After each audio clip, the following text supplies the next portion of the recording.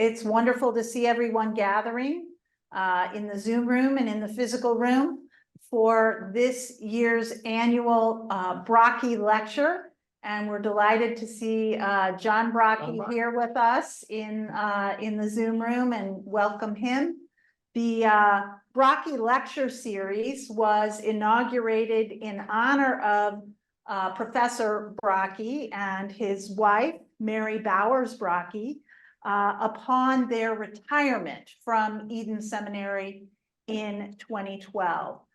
During their time here, they served and led the seminary in many, many capacities as faculty, John teaching Old Testament, and ultimately adding to that the expertise and area of teaching church leadership and administration, an incredibly beloved class by the generation or two of students who were able to take that with him.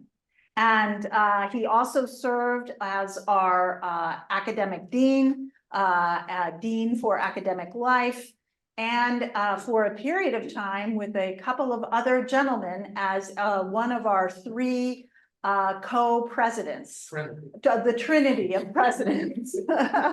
So John served the seminary in many, many ways, and Mary did as well, directing our choir in chapel worship and in many, many wonderful concerts, including annual Christmas concerts that were so beloved, and also playing the organ, being a part of our worship life and music leadership, and in directing the seminary bookstore. And so the ministry of the Brackes and their leadership in this community is honored through this lecture series, and it focuses particularly on church leadership and resources to empower and equip leaders of the church and communities and congregations with resources for leadership. And tonight's lecture, which is a wonderful collaboration of the community learning of Eden Seminary, our committee of the faculty and community learning, and through that, the Walker Leadership Institute, the work of Steve Lawler, and I know Professor Kristen Leslie is involved in a collaboration through the faculty to bring together a wonderful lecture, a forum, including our contextual education program, which is great to have all of our students here to partake, and their supervisors, focused on spiritual entrepreneurship. And so I am very eager to step aside and welcome my colleague and friend, Professor Kristen Leslie, to introduce a little bit more about the theme of the evening and our wonderful lecturers. Professor Leslie is our Harold Peters Schultz Professor of Pastoral Theology and Care. And thank you, Kristen. So good to be here with you. President Krause, thank you so much. I'm thrilled to be here with you, and I'm thrilled because this is just going to be a fascinating evening. So the Bracke Lectures, as you know, features a panel of innovative leaders in building communities, strengthening partnerships, and creating new ways to bring equity and human flourishing to the center of mission and ministry. This panel presentation is more than just a discussion, really, though. It's a confluence of shared ideas and experiences from each of our colleagues' work, offering models of spiritual entrepreneurship that can address the challenges inside and outside the church's walls. Our three panelists will share current practices, insights, and best practices to inspire and sustain efforts to create impactful and enduring solutions to the pressing challenges that we're facing. So let me tell you a little bit about the format, how we're going to do this tonight. We've invited our three panelists to each spend about a little bit of time kind of sharing with you what they do and how they engage spiritual entrepreneurship. Then we're going to give them some time after the three have gone that they're going to engage each other, and we're going to get to listen to them and watch. I'm really excited about that. So you have the ability to put questions into the chat, and we'll invite you to do that. Steve Lawler will be monitoring the chats and shooting some questions to us. At the end of the time that our colleagues kind of talk together, we're then going to split everybody up into 3 groups. One of the panelists will go with each of the groups. And some of the questions, if your questions don't get addressed in the larger group, we encourage you to bring them to your smaller group for a rich conversation. At the very end, then we'll bring you all back to the room. Dr. Grundy will have some closing comments for us, and then we'll send you off. So we're really excited about this. So let me tell you who our 3 presenters are this evening in this emerging field of spiritual entrepreneurship. Rabbi Ilan Babchuk is a trailblazer in the realm of spiritual innovation. As the founding director of the Glean Network, Rabbi Babchuk has dedicated his career to reshaping how spiritual communities engage with the modern world. He co-authors the book Picking Up the Pieces, Leadership After Empire. His book engages leadership and community building dynamics in a post-empire society. I'm pretty excited to hear about that. Secondly is Dean Melina Higbee. She's the Dean of the Odessa Fellowship, which is part of the UCC Building and Loan Fund. Dean Higbee's expertise lies in nurturing entrepreneurial talent within faith communities. Her leadership of the Odessa Fellowship is marked by a deep commitment to equipping faith leaders with the tools needed for social innovation and human flourishing at the heart of community transformation. And then the Reverend Darnell Fennell is the Director of Spiritual Entrepreneurship at the National Benevolent Association of the Disciples of Christ, Christian Church Disciples of Christ. Reverend Fennell's work has been instrumental in integrating entrepreneurial practices into faith-based initiatives, first in Houston and now nationally with the National Benevolent Society. Friends, we're so excited to have these 3 colleagues in amongst us, and we will be better for it. So with getting right onto it, we'll invite Rabbi Babchuk to go ahead and start with us. Great. Thank you for that gracious and generous introduction. I will do my best to live up to it, at least, as best I can. But so would it be helpful to sort of offer a little bit of framework about kind of what I do and then give you, a few takes of what I'm seeing out in the world? Yeah. So I am the founding director of an organization called Glean Network. And at Glean Network, we have built kind of an incubator for spiritual entrepreneurs. 3 words that certainly didn't go together 8 years ago when we founded the incubator, and 3 words, that who knows, might still kind of raise the hairs on the back of your neck and say, wait a second, incubator, spiritual entrepreneurship, what is it? It's just word soup. Who knows what he's saying? But what I will say is that, we put those words out there because we meant all 3 of them. We meant that to incubate something means you have to be really patient with it. And the notion of bringing entrepreneurship and spirituality together was also kind of unheard of at the time. And I'm proud to say that we're now just recruiting for a 9th cohort of our marquee fellowships called START Fellowship. And in that fellowship, we've now graduated about 212, I'm getting a number right, 212 social impact ventures led by faith leaders or faith-rooted leaders, not necessarily ordained folks. And they've gone on to do wonderful, amazing things out in the world. Some of them have now shifted their focus to national efforts. They've scaled into multiple cities.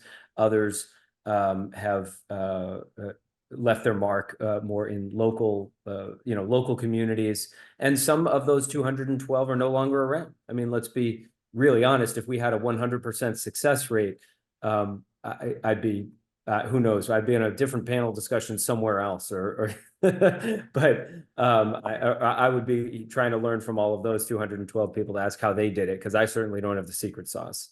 But what I can tell you is the most exciting thing that we're doing right now, and this is really where I'm going to draw from in order to share just a few brief insights about what I'm seeing out in the world. But the most exciting thing that we are doing right now is we're launching a mapping study. We're trying to map the field of spiritual entrepreneurship. And what that means is that we're talking to about 2,000 self-identified spiritual entrepreneurs all around the country who have been doing this work, some for less than 6 months, others for their entire careers. What we hope to find out is what is working for them, what resources did they most rely on in order to launch, in order to become sustainable? What are the spiritual practices that they've engaged in that have enabled them to thrive in pretty adverse conditions? Let's be really honest here. It is really difficult to be an entrepreneur. It is incredibly difficult, all the more so when you're in the social impact realm, which means chances are you're not tapping into venture capital. There are no angel investors waiting in line to fill your plate. And right now, over the last couple of years, it also means that interest rates are incredibly low. So your chances of a small business loan are even more difficult than they were 24 months ago. So what we want to find out is, wait a second, how come they're still working? If all of these adverse conditions are out there facing the spiritual entrepreneurs who are trying to build a world that's better than the one that they found, how come against all odds it's actually working? Now, there have been a number of studies that have demonstrated that those entrepreneurs who have a deep sense of their own purpose and that connect that purpose to spiritual practice while they are in the process of launching and running their enterprise are about twice as likely to sustain that enterprise and make it and sort of hold on to that business for their career, right? About twice as likely to make a sustainable venture. The folks who have a sense of faith, a sense of purpose, and spiritual practice. So what we want to find out is, where are they? How can we come alongside them? And how can we bring more resources to bear, whether it's just training programs or something else? Here's what I want to offer based on some initial returns on those interviews and surveys that we've put out in the world. The first is that most of what, and I'm going to speak personally here, and I'm a third generation entrepreneur on one side, seventh generation rabbi on the other. So I do a good amount of trying to figure out how those two things can go together. But the first thing I'll say is that most of what we think we know about entrepreneurship, we actually learned from Pharaoh. I want to repeat that. Most of what we think we know about entrepreneurship, we actually learned from Pharaoh. What does that mean? Well, when Pharaoh rose up, what does it say? The first thing we read about Pharaoh in the beginning of the book of Exodus, a new Pharaoh rose, a new king rose who didn't know Joseph. So the first thing is that entrepreneurs are not all that interested in history. They're not all that interested in tradition. They're not all that interested in looking at past blueprints for what might have worked, because what's the notion of entrepreneurship that we have in our cultural sort of framework here in America? That you got to build it from scratch or else it's no good. So entrepreneurs should have no memories. Entrepreneurs should ignore history. The second is that entrepreneurs should objectify people. That means people are data points, people are workers, people are the point of working with people is to get productivity out of them. That's a very pharaonic model of leadership. And unfortunately, most times you've seen Shark Tank, good. Okay, a couple people shaking their heads. Good, don't watch it. Not that good, right? Keep not watching it. Here's the thing. Most of what we have sort of codified in American culture about entrepreneurship is no longer true today. Let me explain what I mean by that. For the last 20 years in America, we have had unprecedented interest rates. We have had unprecedented market growth. For venture capitalists, money has basically been free. So if you were an entrepreneur, whether you were doing tech or retail or products or widgets, you were able to get investments at a subprime rate, which then allowed most entrepreneurs to not have to worry about actually becoming profitable or actually becoming sustainable or actually building good business practices or good leadership practices or treating your employees well, because all you needed to do was get the initial investment, grow and scale as fast as you can, hang on for the ride, even if it means costing people their dignity and their humanity, and then hopefully get bought out by a bigger company. That is the entrepreneurship game. Now, That playbook is no longer true. Because interest rates went up, we are now watching the toppling of that model of leadership and that model of entrepreneurship. And every level of the system is getting squeezed, from the leaders and founders themselves to the workers to the customers. So I say all of that not because, you know, you wanted to tune into CNBC for like a hot take about what the markets are doing, right? But the reason why I share all of that is because I want to say this. If there is a lesson about entrepreneurship and you can find it in a book written by Peter Thiel or Mark Zuckerberg or Sam Altman or any of the other, or Elon Musk, chances are we shouldn't be playing with that principle in our community here. Chances are it's not going to work anymore, whether you're doing commercial entrepreneurship or spiritual, but chances are it probably is going to rob you and the people you care most of your dignity and your humanity. Move fast and break things worked for 20 years because move fast and break things made millionaires and billionaires. In our circles, we still have the capacity to make money and do good, right? I always say do well and do good. And in this moment in time, the single most important thing that we can do as leaders or spiritual entrepreneurs is to move slow and fix people.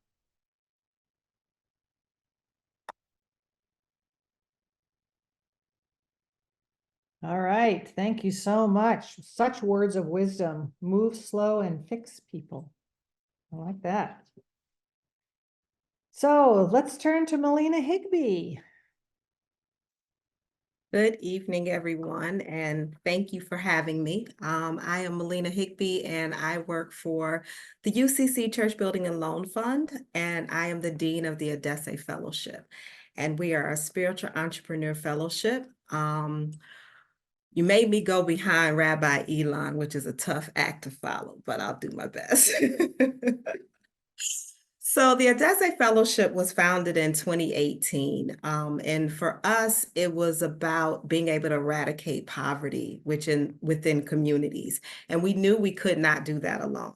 So our executive director, Patrick Dugan, had a wonderful idea to start this fellowship. And I came on board and put the meat to the bones. We take a cohort every other year and are in the process right now of pivoting that and moving from an incubator to accelerator. So we probably will not take another cohort until next year. We have probably launched about 30. Again, all of them don't succeed. It takes grit to be a spiritual entrepreneur. It is a lonely path. You have to find a community who is on the same path that you are and embrace them. I am like Rabbi Elon. I don't believe that things need to be new and fancy. There's so much work out there that we can learn from. For me, the goal is really looking at the people in your community and how do you help? How do you serve them? What do you bring to the table? What are the needs of the community? This is not about, I'm not going to say a spiritual entrepreneur will become a millionaire, but I think that you get so much wealth from knowing that you've helped other people and to change the trajectory of their lives. And what does that mean? What do you do? Eden has launched some great ventures. And like I said, some of them don't launch, but we try to give them the tools that they need to be successful. It's a year-long program. It gives you coaching. It gives you, matter of fact, Elon is one of the faculty for Eden Fellowship. And I am grateful to have him on board. I come from two different lenses. I brought Eden through the Glean Start program in the very beginning and got tools of how do we build this empire? How do we continue to build this empire? Like I said, it's a lonely road. It can be, but once you find your community and your village, you embrace that village. And we all need to do that together. We cannot change the world by ourselves. And once you find that village, you hold on tight, you learn from each other. When I look at spiritual entrepreneurs, I always say, growing up, the church was a place of hope. And so how do we play in that area? How do we bring hope to, I always say, the hopeless? There's so much going on in the world and people are lost and they don't know where to turn. And I think Edesse has been able to do that. I know Edesse has done that. One of our greatest, I always talk about, one of our spiritual entrepreneurs launched in Chicago, Illinois, and started Of Color Inc. She left one of the largest nonprofits and has so much success in changing the South Side of Chicago. That was her goal. And now people are knocking on her door, and she always says, I'm grateful to you all for giving me the courage to leave an organization and start my own, and the impact that she's had. That's success for us. And we are now starting to look at our own numbers and how many lives we've impacted by starting these helping them start these ventures. Again, if I could give advice, I would say find your village, because you need to have that support as you grow your own ventures. I look at the world and the world is forever changing, but I'm not always certain it's changing for the good. You see that I see the greed. And so my goal is to help launch as many spiritual entrepreneur ventures as we can, to be in this arena, to continue to grow ourselves as the Edesse Fellowship. Learning. I'm actually start as a student now, picking up more tools. What can I do? What can I share? And so I'm always a student. Just because I oversee this program that has had much success, I'm always a student. I'm always trying to figure out, how do I pass on my own knowledge? How do I keep myself encouraged in this space? Because it's not always easy. People are always looking to make money, but I don't want to make it seem like money is the root of evil, because I don't believe that, but I also feel like you need to find that balance. No one's saying as a spiritual entrepreneur, you're supposed to have a good relationship with money. That's how I put that. We all need money to make the world go around, and there's no doubt about that. But how do you find your place in the world to be able to do that? So I am encouraged, again, as a dean and as a student, to be able to have a marriage with my two worlds and to be able to be in this space with you all. So I don't know everything. I'm always, like I said, I'm always a student, and I can't wait for us to be able to engage more around this conversation together this evening, to hear what your thoughts are and how we can support one another, because again, it can be a lonely road if you decide to go down that path alone. Thank you. Thank you for those words of encouragement and wisdom. So we have Reverend Darnell Fennell. Yes, thank you, and good evening and greetings from Houston, Texas. I want to share my appreciation for both Rabbi Helen and Melina for sharing, as there's a thread that ties us all together, and that is Edesse, as I was an Edesse Fellow in 2020. So I give thanks for this opportunity to be able to share with colleagues in this work around spiritual entrepreneurship. I want to ground this moment by first naming that we are in Black History Month.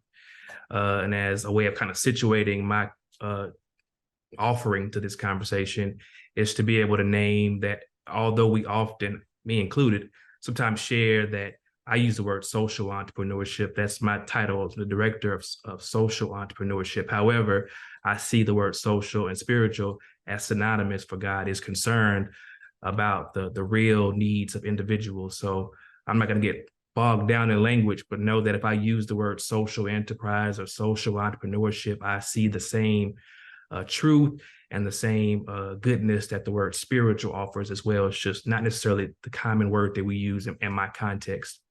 So the Black History moment about honoring and kind of grounding ourselves is the reality that sometimes we're tempted to say that the new innovative things that are happening in church as it relates to entrepreneurial endeavors is this new and exciting thing, and it is. And it's also not so new. As we think about the history of Black folks in this country, we reminded of so many clergy folks and people of faith who had to muster together resources and to be able to be institution and resources for one another. So I lift up today Preston Taylor, who is part of our disciples history.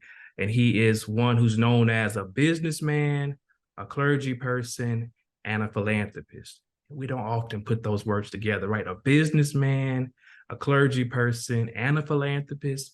And of course, born in 1849, he emerged in a context where it was a need for him to be this business savvy person, to be able to serve his community and to be able to provide resources for a community that was underserved, overlooked, and marginalized. So I say that to say that people on the margins have been spiritual and social entrepreneurs for decades, perhaps not having the platform to share their experiences, but they have mustered the strength and the wisdom to do what they had to do to take care of their communities and to show up for those around them when the world around them was ignoring them.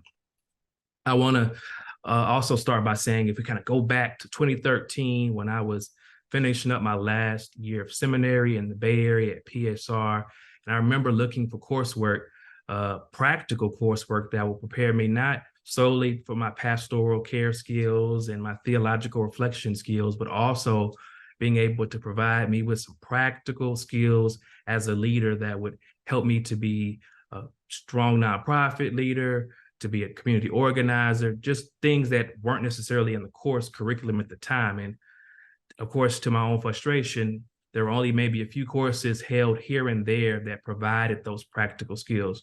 While I appreciate at that time how the Academy introduced me to liberation theologies and womanist theologies and queer theologies and all the theological frameworks that have made me who I am today, it was important for me to have some practical theology, a tangible way of living out one's faith through the work of whether it's social enterprise, nonprofit leadership, and those things were lacking.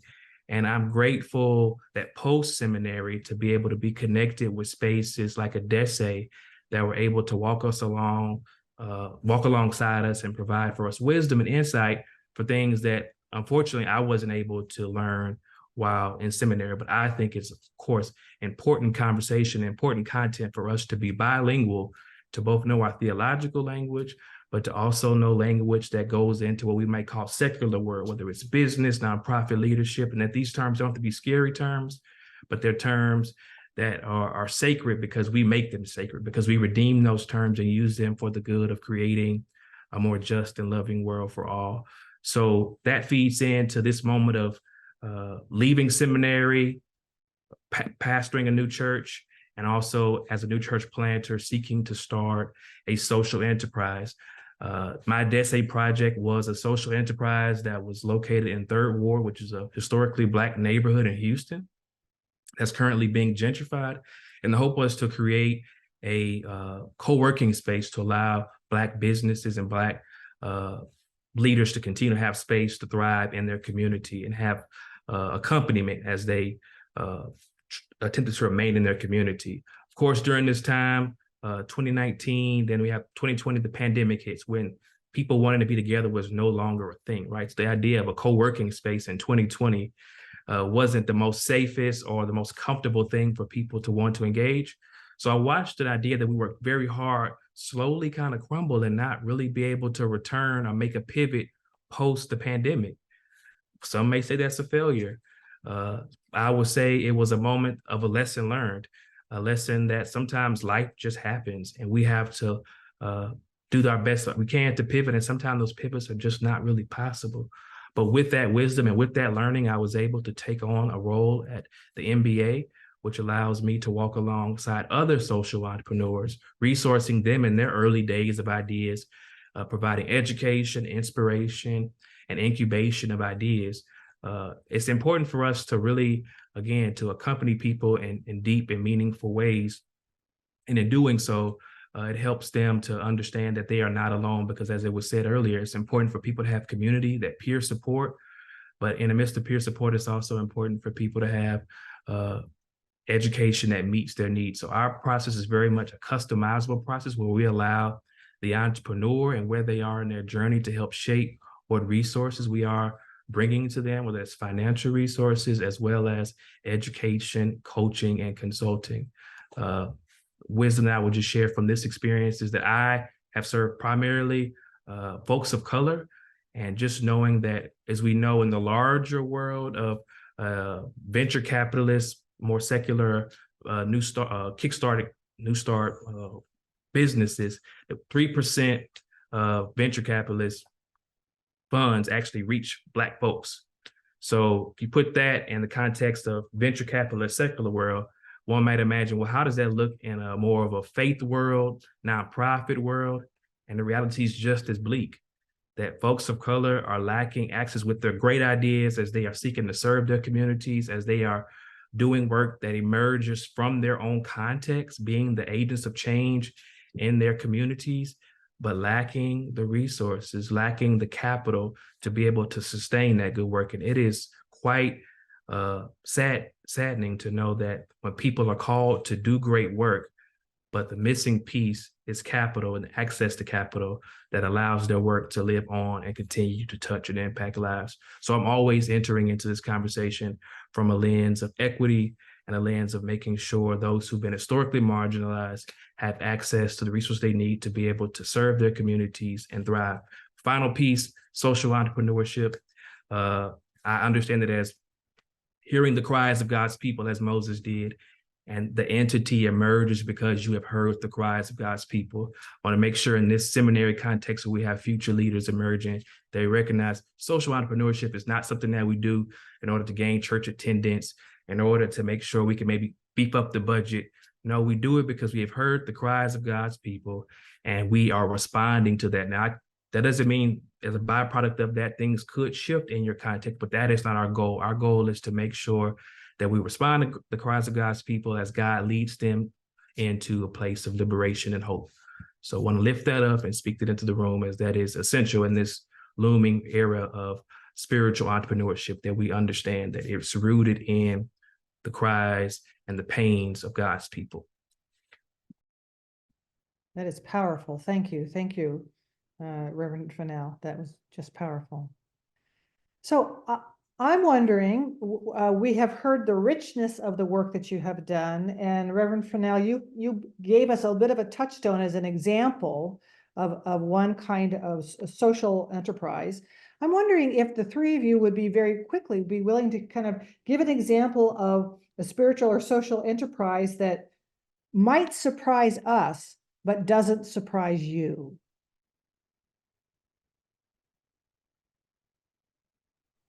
I'll go. Our most recent cohort has, we have a cohort each year. We walk alongside 12 entrepreneurs in the early days of development. And in this cohort, we have 3 deaf doulas, primarily serving people of color. I'm like, wow, deaf doula? First of all, that was new language for me, but also recognizing the social barriers to people of color, those in the margins, being able to die well, right?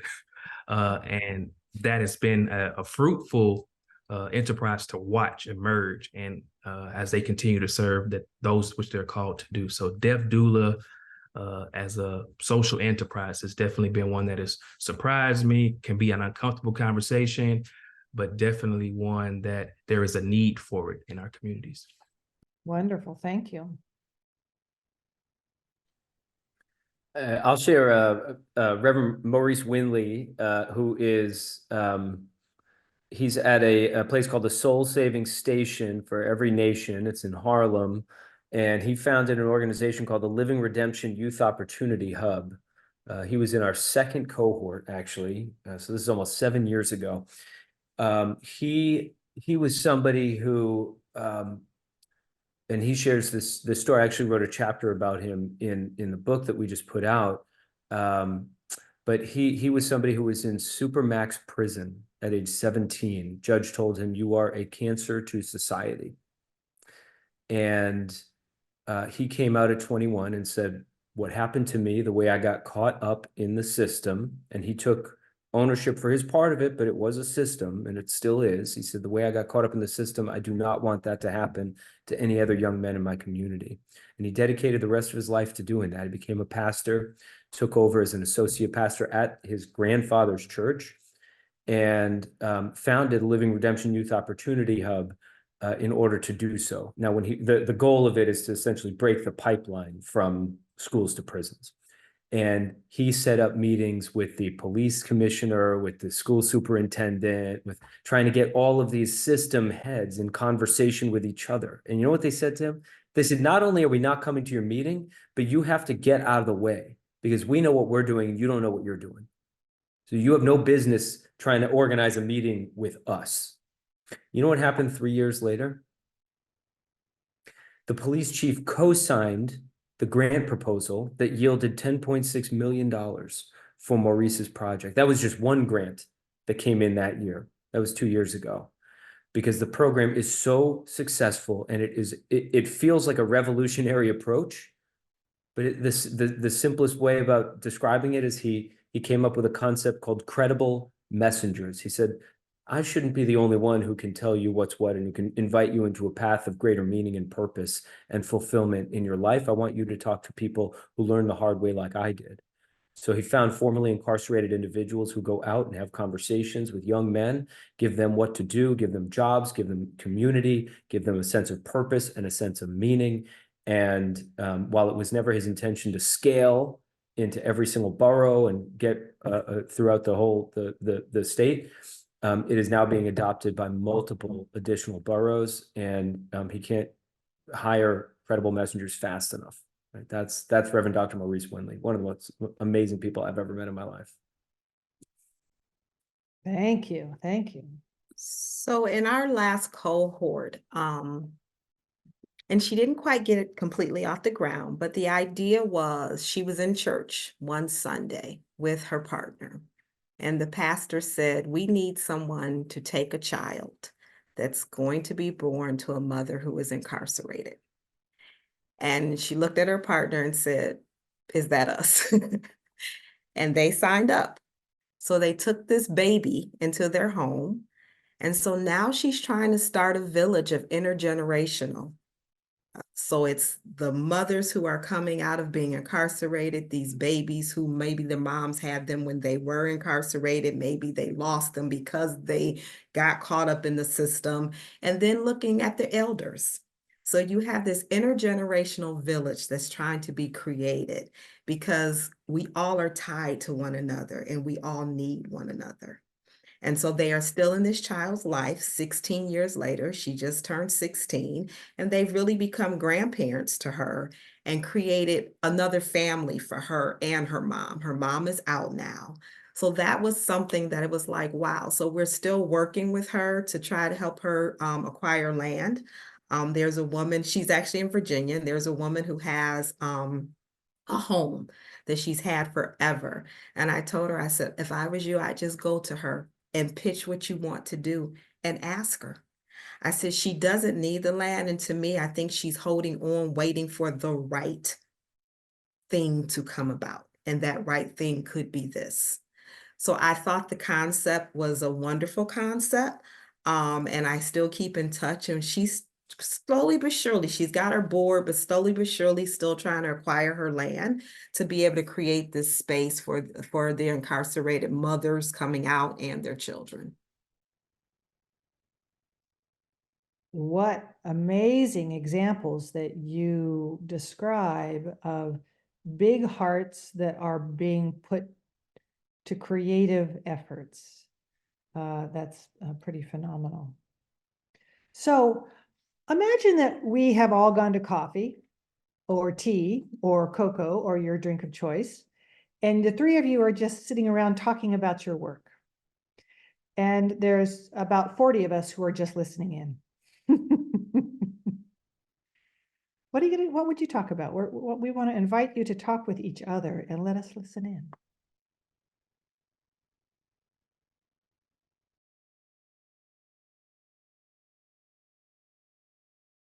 I think for me, it would be how, as leaders in this work, how do we support each other?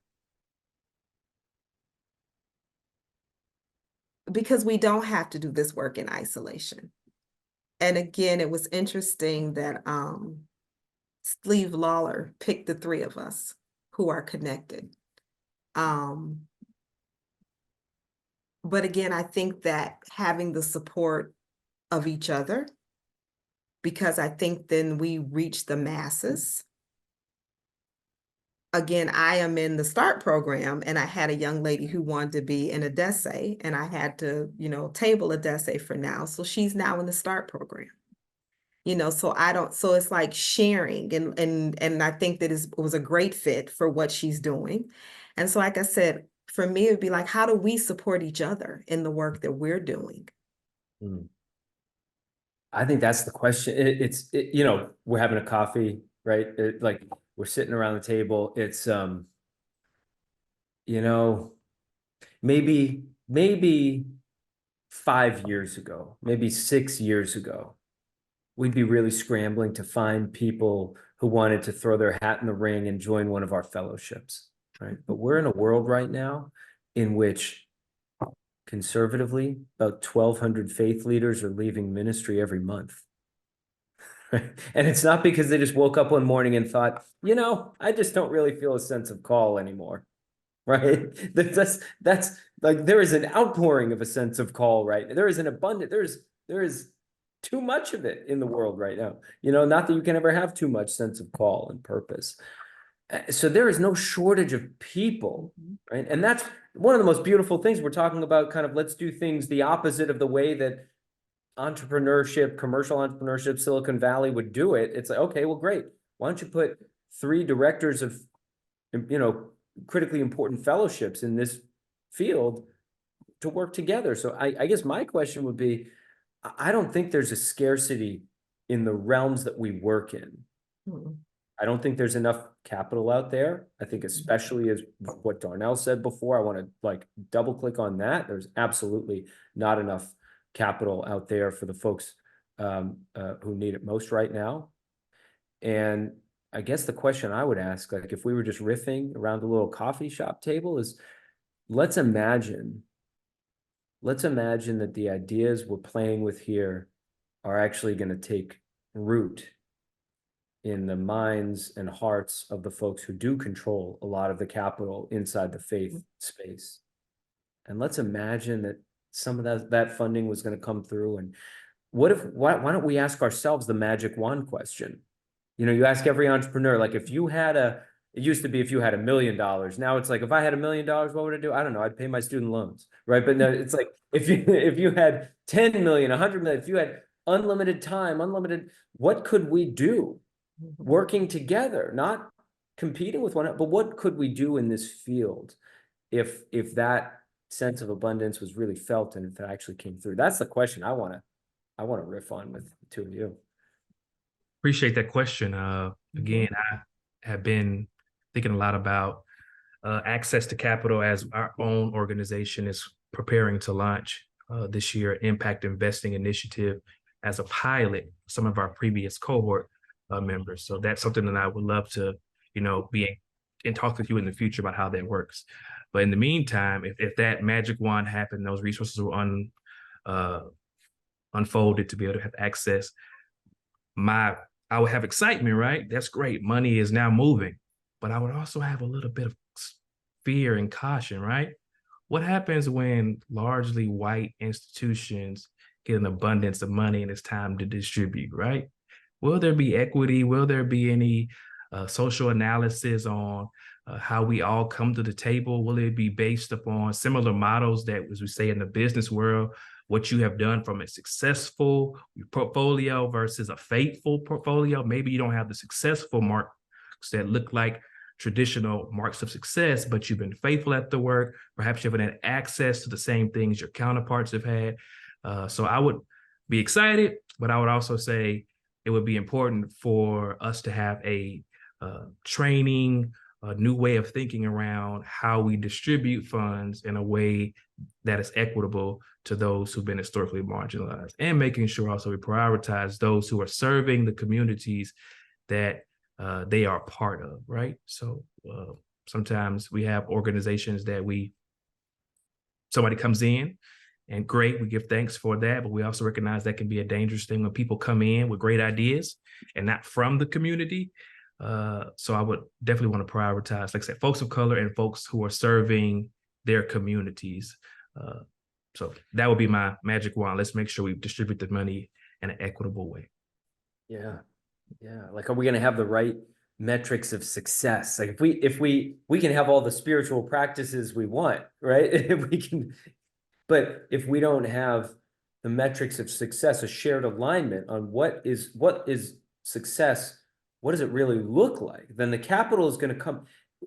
I think what we often fail to imagine, and Darnell, you lifted this up so clearly, is that capital has a mind and a heart of its own, right? Capital is not an object to move around. It has a mind and a heart of its own. It is going to move the way that markets move. It has its own momentum. It has its own yearnings. It will move the way that capital is designed to move. And unless we create the guideposts, and that's where the metrics, we need the correct metrics. Unless we create the guideposts, then those bottom line metrics that we all sort of revert to. There was a big push, I think, 20 years ago in social entrepreneurship. You'll have a triple bottom line instead of just sort of money and customers, which are the normal double bottom. The triple bottom line is, impact. And then it would say, great, we're going to do impact. And then 10 years later, everyone said, what's impact? It's like, no, but I do impact. Great. What's impact? What's it? Tom's shoes. I do impact. Great. Have you gone to see what the impact of sending all of those shoes to communities that never asked for shoes has created? Mm-hmm. Oh, I guess we never thought to do that. It was just a one-way thing. We just shipped them out.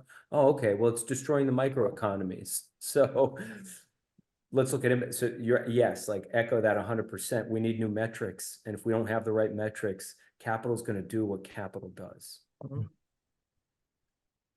And Elon, like you said something that touched for me when you say you just ship the shoes. And I think that that's the one thing about spiritual entrepreneurs. You have to be in touch with your community. We all have ideas of what we think the community needs, but do we talk to the community? Do you really ask your community what they need? Do they need another restaurant? I mean, what is it do they need? Do they need another aftercare program? What do they need? And I think that you have to start there. Of talking and knowing what's going on in your community. You can't just come with your own ideas and say, I'm going to insert them into what I think they need. And we have to get out of our own heads. And we don't do that. And back to capital, I know capital is always an issue. I've done some consulting with a development corporation here and have helped, people write their business plans and just thinking about, everybody's vying for that same $1,000 grant. And it's like, wow, and so when you look at that, how is, like you said, capital being put into these communities? How are they accessing it? And for so many people of color and underserved, they can't. They have no idea where to go. And what is our responsibility as leaders in this community, in this village of spiritual entrepreneurs? What is our responsibility to help being able to get dollars flowing into these communities where it's needed most? That's always going to be an issue. And we see it and nothing has changed. And that's part for me. I want to see that change in those communities. And this is where you have the meeting of the minds of what do we do? How do we do it? And I don't have the answer. So those are one of the things. And when I say if we're sitting drinking coffee together or whatever it is, your tea or icy lemonade, how do we do that? Someone put in the chat around metrics for faithfulness. I haven't quite thought about that in full, but I often use that language because it's important for us to know that as we talk about impact and social impact and how the people that we're called to serve are impacted by the work that we're doing. There are people who may not be raising tons of funds, right? Tons of dollars, but the work that they're doing with their pennies of a budget is touching lives. And I believe that's faithful. I do also believe that there are people who are doing faithful work who may not necessarily have those traditional success models. And then that becomes a larger conversation of, does one need to pivot or rethink Is this going to be a enterprise that will be able to employ somebody? Or does this become more of a passion project that we do that's communal? It helps us put things in perspective. But again, I think faithfulness to the call, again, the call to serve, the call to hear the cries of God's people is central to our work. And I think when we get in these spaces, we have so many entrepreneurs who come into our, in-person or virtual gatherings, and everybody feels this need to impress, this need to be, have everything together, know everything. And I think we need to also work on creating an atmosphere where people can come in and not know things, and come in and fail. If they're going to fail quickly, so they can get the wisdom and the lesson in that quick failure. That is also what I would like to add to our gathering spaces of sorts, is that we don't have all the answers, but we are open to be lifelong learners, and we're open to make mistakes in community and know that we will be held with care, right? Which is not always the model in incubator accelerators, right? You mess up, we're done with you. You didn't meet our expectation. We want to be gracious in a way that we can learn together. So I'm mindful that, well, I teach pastoral care, and one of the things that I always tell people is the goal of pastoral care is not efficiency. And so I'm wondering, as you think about the models that you're talking about, the venture models, how do you help some of these organizations resist the larger narratives that's the metrics that determine what success is? Because I'm imagining that some of these organizations, their trajectory can be bigger, better, faster. Now maybe I'm wrong, but I'm assuming that there are some larger metrics that people have to intentionally resist. How do you see that happening? I think so. Part of it is you have to be able to live in the world as it is without losing sight of the world as it could be.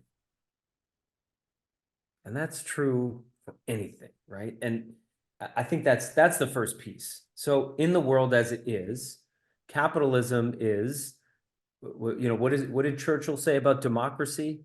Democracy is the best, political system other than all the other ones, right? Like democracy is the worst political system other than all the other ones. In other words, we're kind of stuck with it because we haven't really figured this out.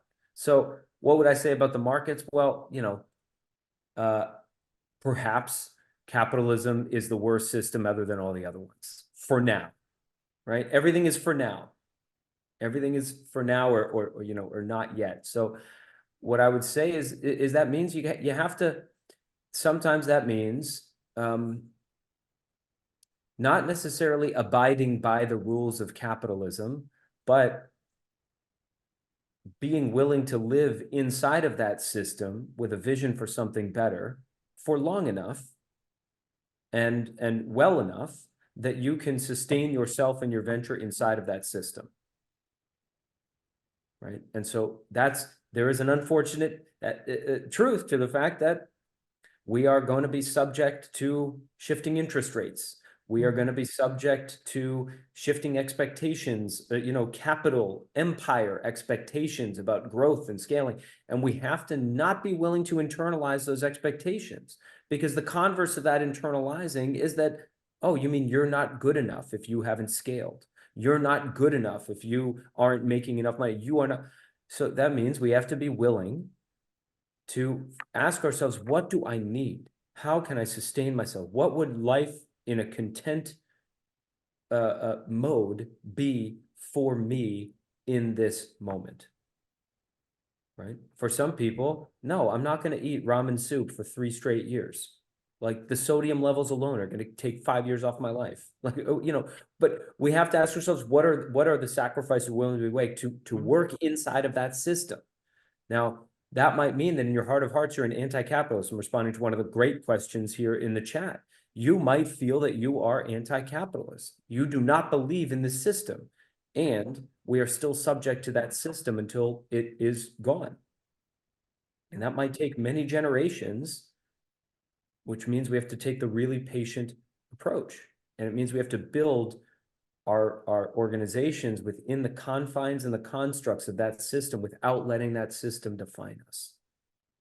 And that's a hard balancing act. Mhm. That is really easier said than done. We have to be able to be patient enough and find enough sustenance from outside of that system and find enough encouragement from people we trust and people we love. And by the way, find enough accountability from people we trust and people we love to build within the confines of that system without letting the system define who we are, which usually it does by telling us what we're not.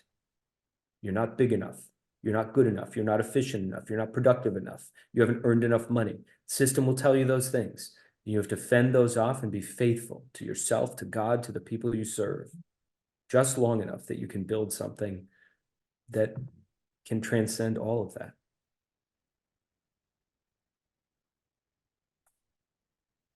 And I'll just I'll piggyback on that. I think you have to ask yourself why you're doing this.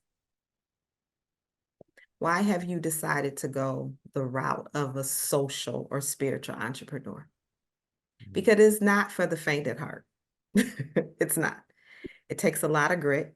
It takes a lot of patience. But ask yourself, is this really for you? Because you're not going to always have the access to the funds that you want, the money that you want. There are going to be people who will not go on this journey with you.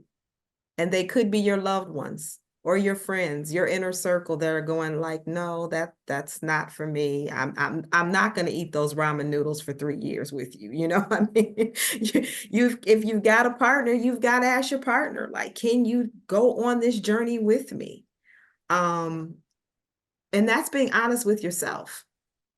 That this is working, if I understand correctly, is that Melina, people will have questions. Already a couple have come up about collaborative things, whether you're aware of any bartering or shared services, any of those kinds of strategies that people might use to resource the work that they're doing. And I think bartering is always good. You know, again, you're not going to always have, most spiritual entrepreneurs don't have huge budgets. You know, they're bootstrapping. They may be getting funds from family members or friends to launch this entrepreneurship. So I think if you can find people who are willing to, you can barter with, maybe you have accounting background and someone else has a marketing background. I don't see anything wrong with that. I encourage people to do that because again, most of the time you don't have a hefty budget to pay for all of those services. Dr. Grundy.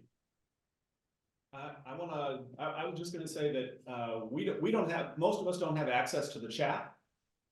Okay. So all okay. of our questions are gonna come verbally. Okay. Great. So I want to throw it open to the room first, see if there are any students who have questions.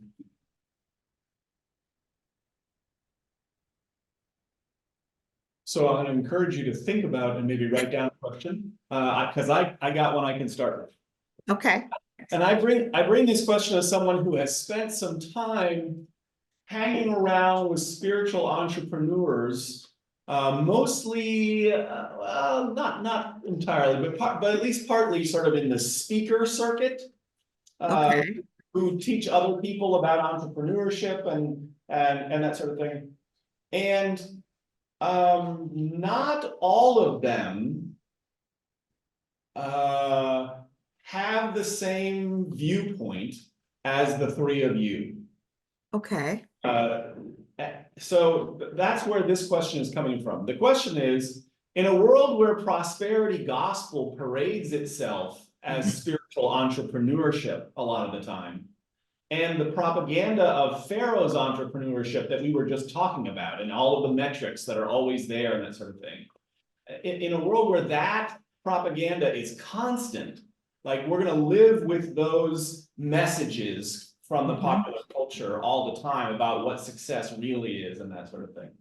How do spiritual entrepreneurs, and I'm thinking about spiritual entrepreneurs who are starting out, like these students might be after they graduate from seminary, how do spiritual entrepreneurs not get sucked into that? How do they not get sucked into the messages of prosperity gospel or the messages of the broader culture about what success is?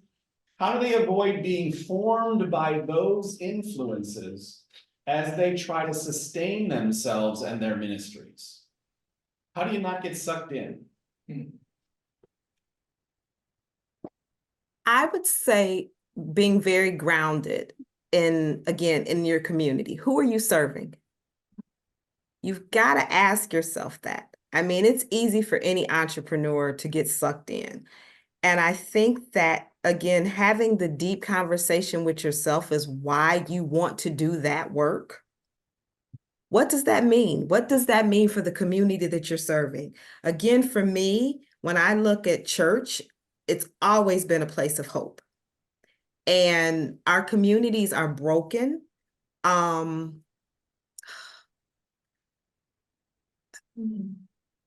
they need to know that there's someone out there who can make a change in their life, who wants to make a change in their life, who wants to see them do better.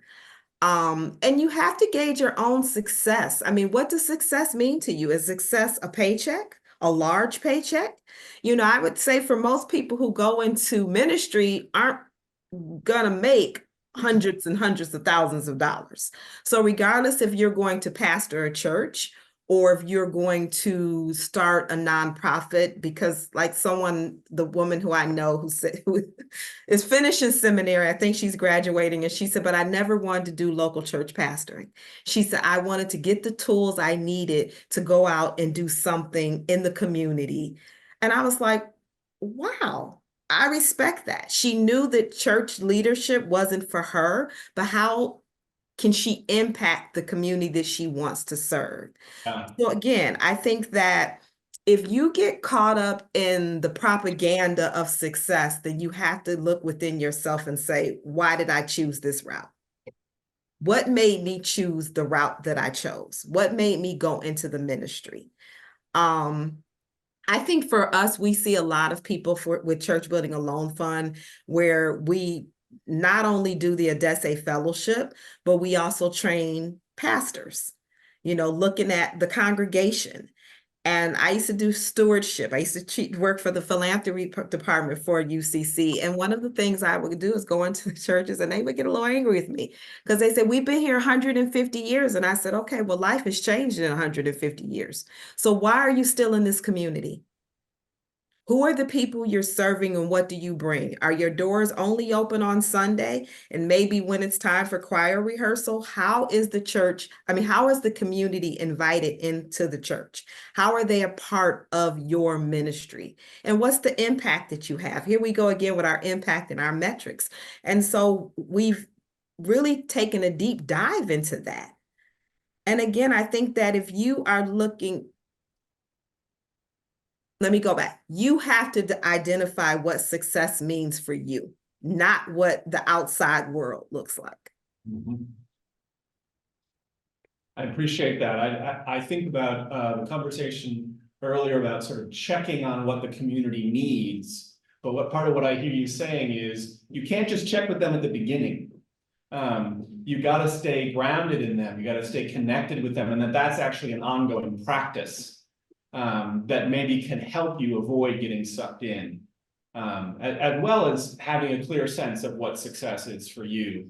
That kind of clarity is going to help you not get sucked in as much. I'm thinking about one of our graduates from Eden here, Chantel Fisher, who started a ministry for people leaving incarceration, among other things.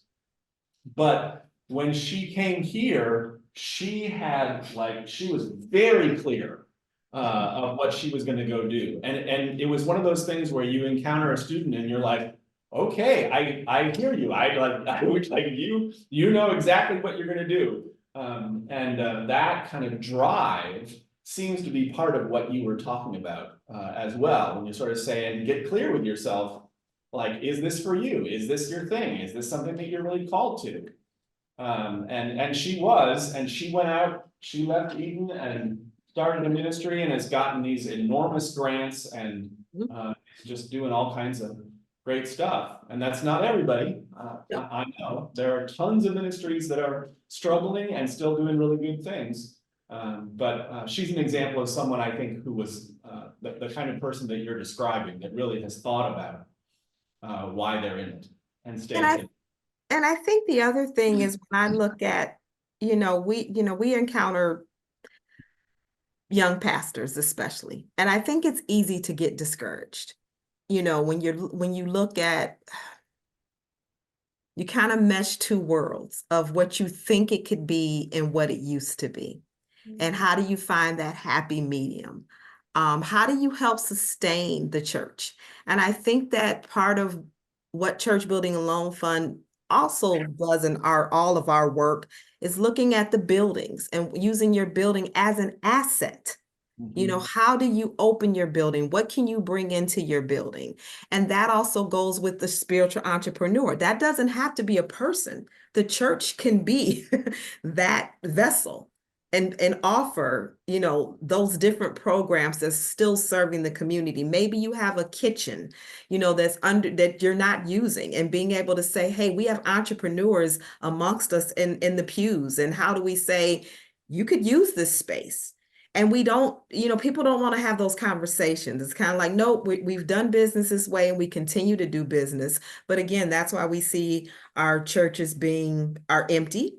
They're underutilized. And I think the other thing is, I think Elon, when he talked about capitalism and knowing again your purpose and not in as a church, as an individual, what is your purpose? And we can see where investors come in and say, hey, we'll give you this amount of money for your land. And, and then they put homes and that no one in the community can afford. And I think that as a pastor, a spiritual entrepreneur, you have to look inside and say, do I want that for my community? How is that serving the community? And I think we lose sight of why we went into ministry in the very beginning. Thank you. I have a question. I am contextually at a homeless shelter, and the main problem they're telling me down there is that they can't find affordable housing. Is that, I know that a lot of people are doing a lot of things, and I'm sure that's one of them. And I always say, let's not reinvent the wheel if someone's doing it already. Do you know programs that are working, that truly are working to facilitate affordable housing to families? Because these are mothers with children at the shelter. Okay, so let me just go back. So you said the shelter is saying they need to. The social workers have a program called Rapid Rehousing, which is okay. They bring in the mother. Everybody there are children, so it's mother with children. 95% of the people there, and he said that their biggest obstacle, the social workers are, they go out and say the biggest obstacle is finding affordable housing, and a lot of times these mothers have been evicted. So once you get eviction on your record, it's very difficult to get that off of there. So I just was wondering, do you know programs that are really doing well as far as providing affordable housing out there? So one of the things that we've had is, I can't say I know programs. What I do know is that a lot of the churches, some of the churches we've worked with who have land, have decided to build affordable housing. But I can't say, I can just say there's a program that does it. I mean, every city is different. I'm actually in Cleveland, Ohio, so I'm not even in the same city that you're in. So I can't say, but I think that, more of our churches are deciding to go that route because they know it's a need. And so I think that would be where you could, looking at the churches in your area. I do know that one of our DESE fellows alum has the program. They do the rapid rehousing to help people get back into homes. And I don't know a whole lot about rapid rehousing, I'll just be honest. But again, I think that a lot of the churches are starting to look at that because they want to repurpose the land that they have. And that is a good way to do it. And that is a good way to be able to serve the community.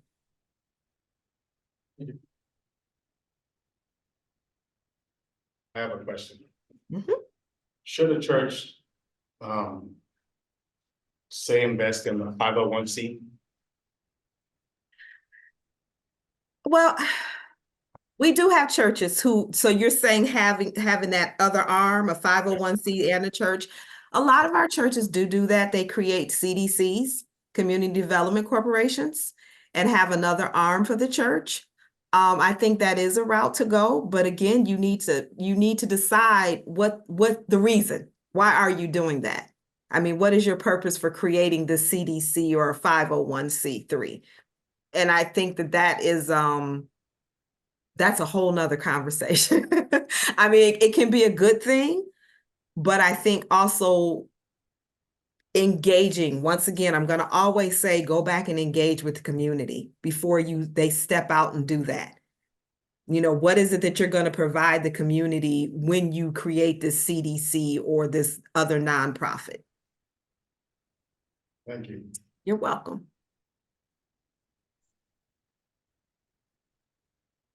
Other questions? So I have a question for you all. What is your definition, or when I say spiritual entrepreneurship, what comes to your mind? Nothing. I'm seriously, I have no idea. Okay. And I'm a professor here. So it's good that he's here. Yeah, I'm learning. I've learned a lot tonight. But Well, I'm glad. I'm glad. Well, I'm just always curious, because when we started Odesse, we struggled with what that really meant. And so we had to sit with that. And I remember crafting the definition for us as staff to be able to look at.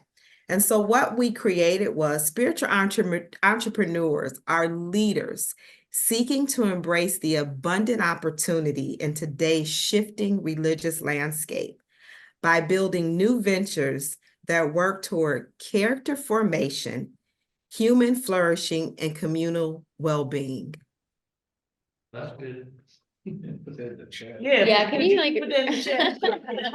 That's a lot for me to tell, but I think I can cut and paste it. No, Let me I was just trying say. to get in. I was But- like, oh, it's fine. And I'm always curious to know, what people think, because again, we struggled with that when when Odesse was first created, and we had to be able to, and the reason I went back and addressed this is because we have an application process.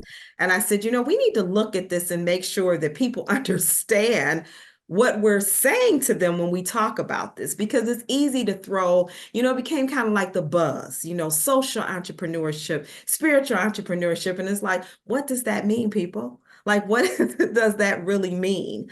And we wanted to be able to differentiate between an entrepreneur and what does it mean to be spiritual? Some of our entrepreneurs, all of them are not ordained, but we know that they are grounded in their faith.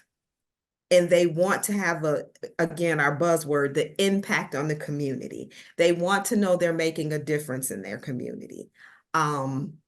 So I just wanted to be able to, throw it out there, because I know people sign up and they kind of go like, what does that mean? Am I a spiritual entrepreneur? And I think that, again, how strong is your faith? What is your purpose? What do you want to see in the world? And we always say that, I love when Elon and we all talk about the magic wand. If you had your magical wand, what would you change? Can you paste that in the chat for us? I will. Let me go to my emails, and I think I can paste it. I gotta find, there we go. That definition, I think the students would all love to copy down.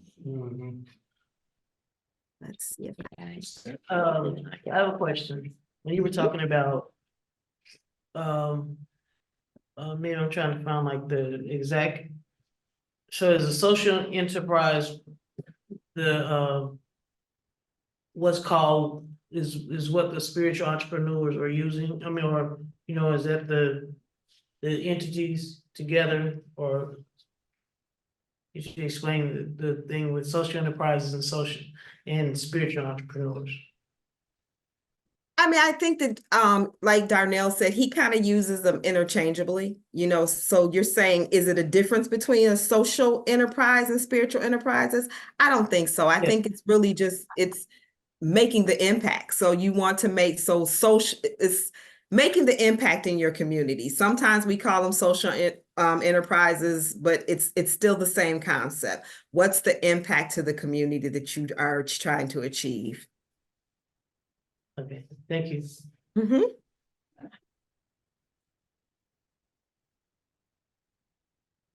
Would you consider all businesses to be spiritual? In the sense that it was, I mean, would there be some business that you wouldn't put in that category of spiritual entrepreneurship? For me, the spiritual and the social enterprises is about, again, the impact.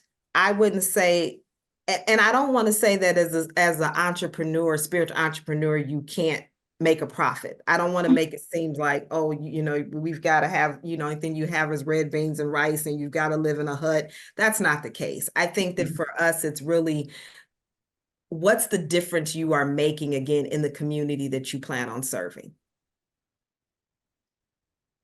And I mean, if you're, so I can't say they're the same, you know, as an entrepreneur who's running a retail business, unless you maybe have where you're donating something back from that retail business that's impacting the community, that's serving the community, that you're providing a monetary, I don't want to say gift, but donation back into the community. I would say that I would keep those two worlds apart. You know, it's, again, I think it is about the impact in the people that you're serving in the community. Did I answer that? You ain't got a liquor store there. Right. No cigarette shops. No hair shops. Question for Talking Steve. about whether or not a liquor store would count as a social enterprise. The answer is no. Right. And here's what I'll say about that.